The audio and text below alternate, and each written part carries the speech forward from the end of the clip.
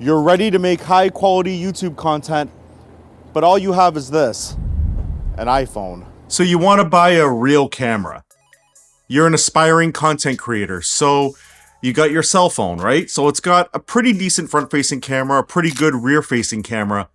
But then you go on YouTube and you watch other content creators and you say to yourself, my stuff doesn't measure up. Well, the thing is that you decide, okay, it's time. I'm gonna get the ultimate camera and I'm gonna make the best content possible. But here's the thing. There's a lot to consider when buying your first mirrorless camera. My name is Sean, welcome to TechMixr. This is a brand new series called Tech for Content Creators, where I review tech that you might actually find useful for content creation. So I'm a brand new content creator to YouTube and I decided to purchase the Panasonic S5 Mark II. And I've had it for just over a year and I have some thoughts. And by the way, if I get any of this wrong because I'm a new content creator, let me know in the comments. Let's talk about the ability to get the shot that you want. You know, having the ability to add accessories and use this camera to get the shots that you want and to get the look that you want is absolutely huge. But there's something to be noted about this. Don't even go down this path unless you're willing to take content creation very seriously. I'm going to touch on that later. The Panasonic S5 Mark II comes with phase detect autofocus. I mean, look at it. It does really well, right? It's focused back on my face, it's tracking my eye. It's an amazing system considering it's Panasonic's first run at phase detect autofocus. I mean, I feel like Sony and other manufacturers have had it for a long time. And it's really good, as long as you have good lighting. More on that later. This camera features an impressive 6K recording format and also supports open gate. Now, what exactly is open gate? Imagine you have your mirrorless camera and you don't have to rotate it to record TikToks or Instagram Reels or YouTube Shorts. And you can basically repurpose that content as well for 16:9. And on the camera itself, you actually have the ability to set up a frame marker that doesn't burn into your footage, that lets you record with these guides on the side, so that way you can frame yourself up for your short form content, which is here to stay, by the way. If you're producing content in 4K, you can actually use 6K, throw it on a 4K timeline, and then you have a little bit of play in terms of zooming in without a loss of quality. Look, it's not 8K, but it still looks really, really good and it's tack sharp. One of the downsides with this camera is that the 60 frame per second 4K mode is an APS-C crop. So it's gonna crop in if you switch to APS-C. That also applies if you throw an APS-C lens on your L-mount full frame camera, as you're seeing right here. So keep that in mind if you're using a full frame lens on the full frame sensor and you're shooting something and you want to jump into slow motion. Once you switch into 4K 60, you're going to have to reframe your shot, which can get annoying. One of the limitations of this camera. Anyway, you buy the camera, you unbox it, you attach the kit lens. By the way, buy the stupid kit lens with the camera. It's only like a couple $100 more and it's better than having to buy a much more expensive lens after the fact. But anyway, you buy the camera, you attach the kit lens, you think you're all good to go and you're ready to demolish your phone's quality right off the hop, right? Not exactly. Okay, I think like any good tool you use for content creation or anything in life really is learn how to use it. So the first obvious thing I'm going to tell you is learn how to use your camera. Second, learn about lighting. Probably more important than actually upgrading your camera from a smartphone is to actually learn lighting. I mean, look at this shot. It's decent. That's because I have good lighting. On top of lighting, you also got to learn what ISO, shutter speed, and aperture mean and how they affect your actual final image or close to final image. I mean, I wasn't great at using a camera. In fact, let's be real, I'm still not great at using it, but it could be worse. I mean, look at this actual footage of me actually trying to figure out these particular settings on the S5 Mark II. Okay, everything's fine. Everything's fine. What the hell is an aperture? The next piece of advice I'm going to give you is make sure you watch a lot of tutorials and experiment and go back and forth with that for a while, because here's the thing. Nothing is objective in terms of like the look that you want, right? Everybody's an individual. It's all art, as it were. But the thing is that if you don't mess around and experiment and kind of get used to the camera, your footage might look like my first YouTube video. Look at this. What if I told you that just because Apple released the iPhone 13 doesn't necessarily mean you need to buy the iPhone 13? That looked terrible. And here's the thing, if I used my iPhone 13 Pro Max and I kind of knew more about these settings that I just talked about, I would have probably got a better image out of my camera than that. That looked horrendous. The next point I'm gonna open up with a disclaimer. The disclaimer is that this next point gets a little complicated, but that's by design. See, in the very little that I've learned about the camera, there's a lot of advanced stuff that I'm dipping my toe into, as it were, and you're about to find this out the hard way. But what I'm gonna tell you is, say you buy the camera and say you buy the lens and you spend a ton of money and you're like, okay, cool, I'm done spending money, I'm good to go, I can now put out great content. Don't close your wallet just yet. Okay, so the Panasonic S5 Mark II is not the only camera that you're gonna have this issue with. As a matter of fact, it doesn't matter which mirrorless system you get into, you're gonna run up on this. So right now, recording audio into the DJI wireless mic, recording on the transmitter, and I'm sending the audio to the receiver that's wired into the camera. On top of my car is an iFootage mini tripod. That's what the camera's mounted on. The camera is sitting in one of those small rig cages to protect it from drops and from cable snags. There's locking clips on the side. So then the filter on the front of the camera, that's a HIDA variable ND and also CPL filter. Now I'm using that so that way I can keep my exposure without having to adjust my shutter speed and change my f-stop. I want a certain look, right? And then the lens itself, it's not the kit lens. This is actually the Sigma 16mm 1.4. I mean, the kit lens isn't bad, but why would I upgrade? You know what? Let's actually change the lens and I'll show you why I upgraded. Okay, I'm on the Panasonic S5 Mark II kit lens. This is a 20-60, and the lowest that I can bring the f-stop down to is 3.5. The Sigma allowed us to go down to 1.4. I'm actually standing in the exact same spot. I haven't moved the camera, I only swapped the lens, okay? So you're gonna notice the top of my head's cut off, the sides aren't as wide. That's problem one. Problem two is that this camera has two base ISOs. So there's 640 and then there's 4000. When I was on the Sigma, I could shoot at 640 and get the right exposure with this ND filter on. I have the ND filter on this as well. It's the same thread size. So the problem is that I actually had to bump the ISO up to 2500 for this shot with the kit lens, where I was at 640 on the Sigma. That's problem number two. And problem number three, it's not a big deal, but the background's just not as blurry and it's a little disheartening, but not terrible. We're back on the Sigma 16mm 1.4. And I decided to get in the car because it is cold outside. I am not having this. I actually really like the look of this 1.4, the blurry background, because, you know, art. Also, an interesting note on the way this camera is mounted. So I'm not using a traditional stand. I'm not sitting the camera on the dashboard, nor is it mounted to the dashboard in some fashion. Rather, it's mounted to the windshield. So this was kind of a contraption I found online a few years ago, and this combination is pretty awesome. So basically, it's a spider crab from iFootage. So on the one side of the spider crab, you have a shoe adapter, which goes into the hot, cold shoe on the top of the camera, and then it has a locking nut to screw it down to keep it in place. That's pretty cool.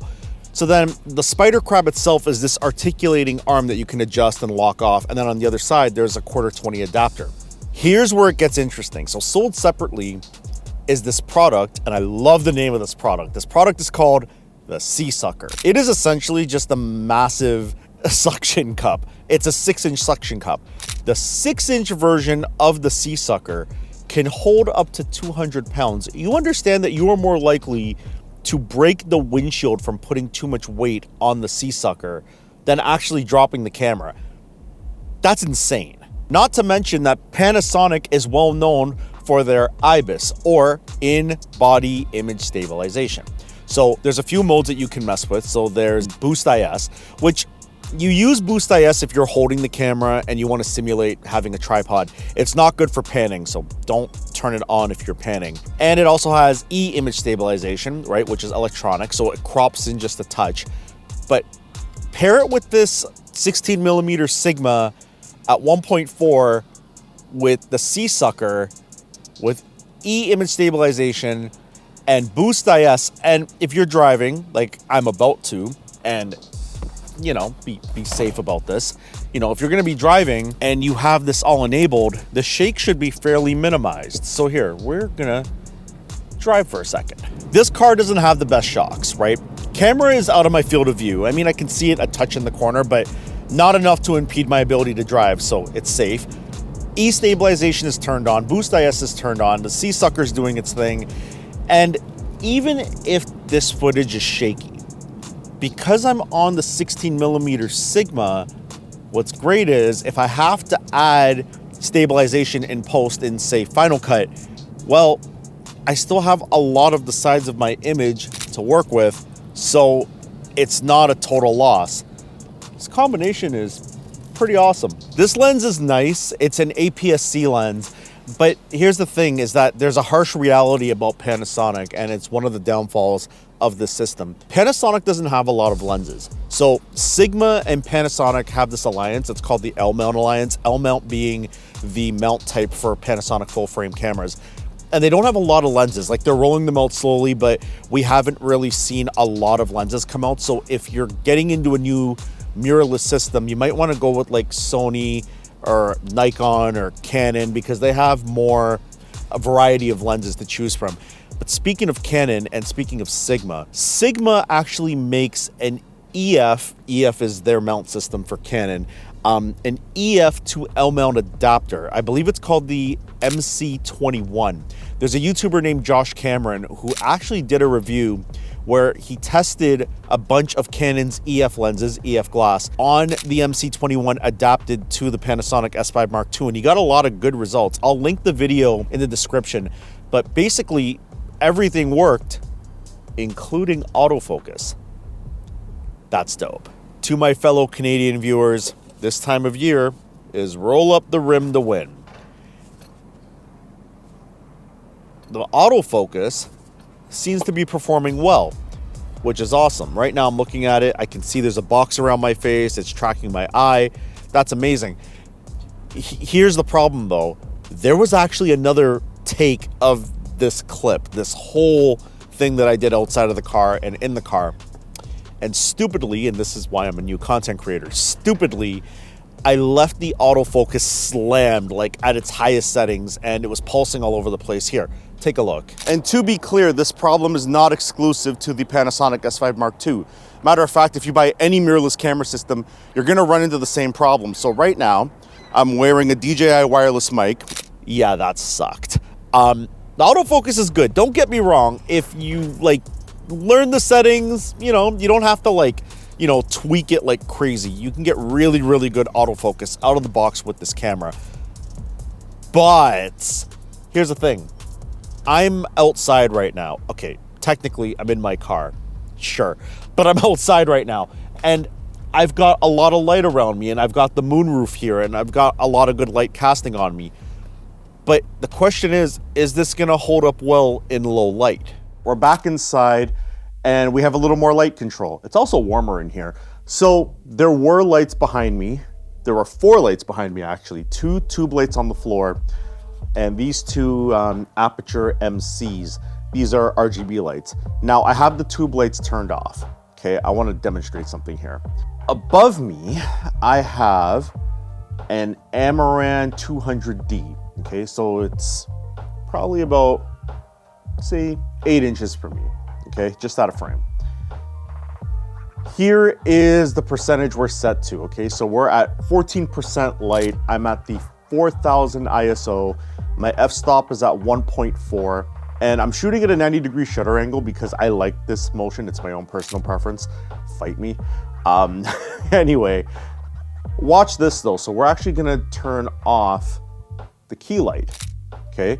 So now look at the autofocus, okay? Notice it's not tracking me, right? If I turn this back on, you'll see that this eye right here, that's getting the eye tracking, and then the boxes around my head for face tracking. If I turn it off, again, it's struggling and I think it's gone. Yeah, it's in and out. So let's turn on the Amaranths. We've got teal and we've got orange because I am cinematic. Anyway, we got the teal and orange lights here. And if I do the nightclub thing, you'll notice the autofocus box is struggling, right? And if I go like full out 90s dance party, what the hell am I doing? See, I'm moving back and forth and our autofocus box is going a little crazy. So it's a full frame sensor. Let me turn these off because I'm gonna give myself a seizure. And let's turn our key light back on. Okay, so the problem is if we were to do the nightclub thing with a full frame sensor, full frame is typically better in low light situations. You'll notice that I am actually re-enabling the lights that are behind me. And I'm not doing it correctly, clearly. One moment, please. There we go. All right, we got lights back on and autofocus is working. Again, focusing on the eye, we got the box. Full frame cameras are typically good in low light. And I will applaud Panasonic. This was their first attempt at phase detect autofocus.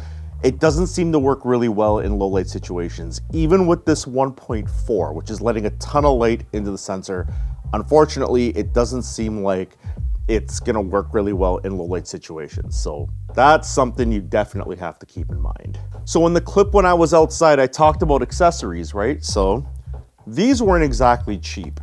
The tripod, the microphone, this DJI wireless mic, you know, the lens, the HIDA filter, the variable ND filter rather, none of these things are cheap. And I think the moral of what I'm trying to say is that you gotta keep your wallet open if you're gonna get into this content creation thing and buy a real camera.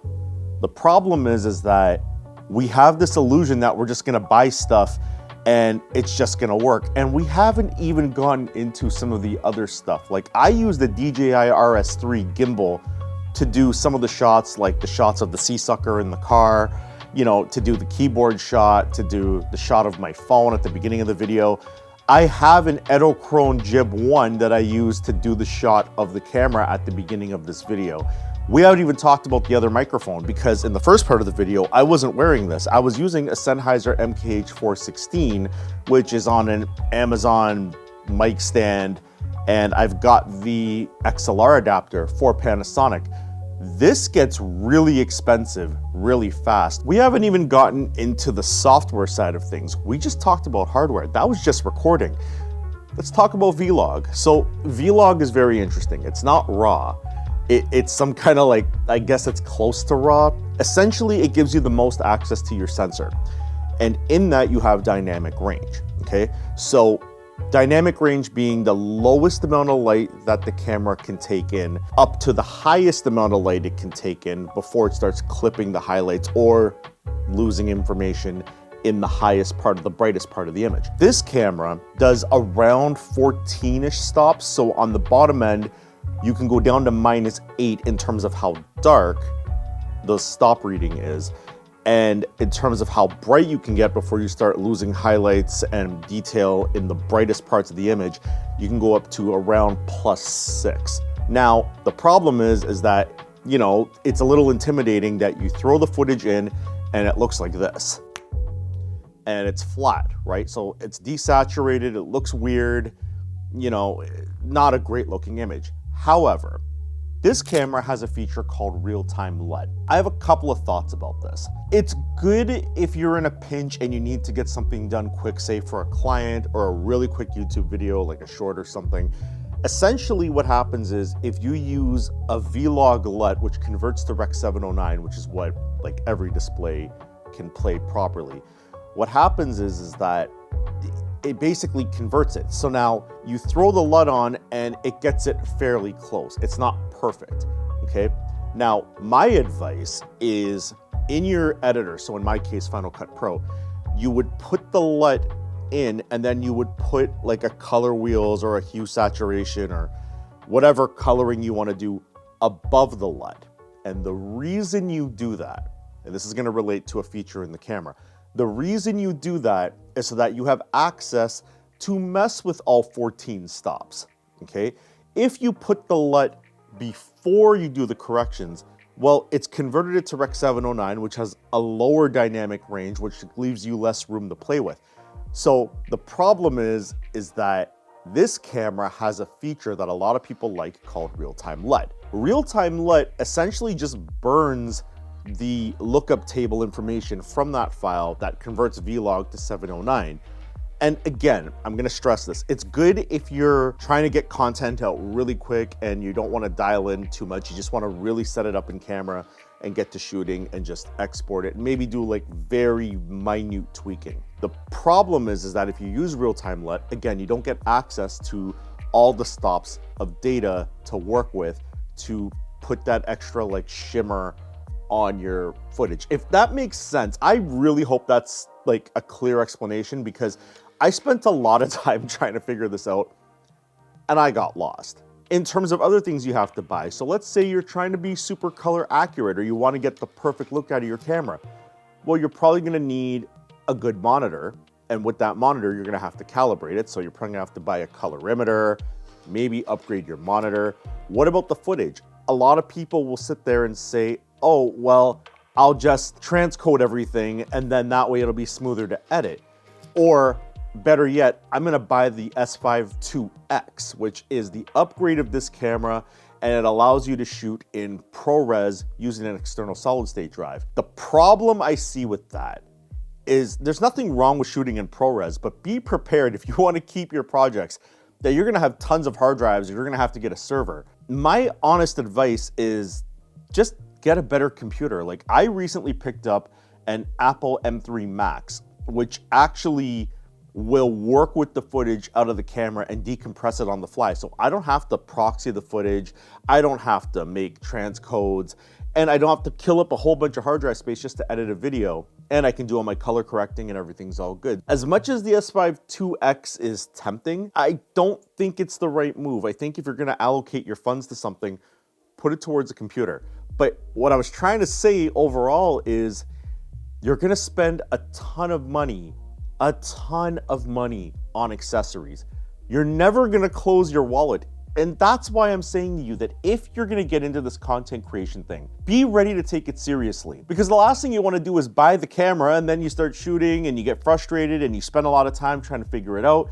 And then you realize that you don't wanna figure it out and you end up eBaying the camera for way less than it was worth. I know, I don't post a lot of videos on the channel, but I am really trying to take this YouTube thing seriously. So much so that I am shooting on an S5 Mark II, but I also have a second S5 Mark II because I like the multicam life. I like being able to shoot different angles and having very similar looking footage. If I gotta say anything about Panasonic is, for your first attempt at phase detect autofocus, you did well. This camera's not perfect, but it does have a lot of things that other cameras just don't have. For example, this beautiful thing called shutter angle, okay? So now if we look at the screen, look on the bottom left, and you're gonna notice the number is going down and it's going up.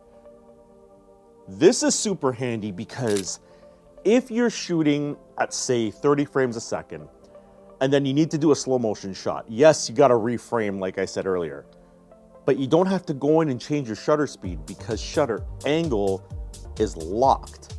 So for example, if you like shooting at a 180 degree shutter speed, that would equal essentially double your frame rate, right? So if you're shooting at 30 frames a second, it would give you a 1/60 shutter or 180 degrees.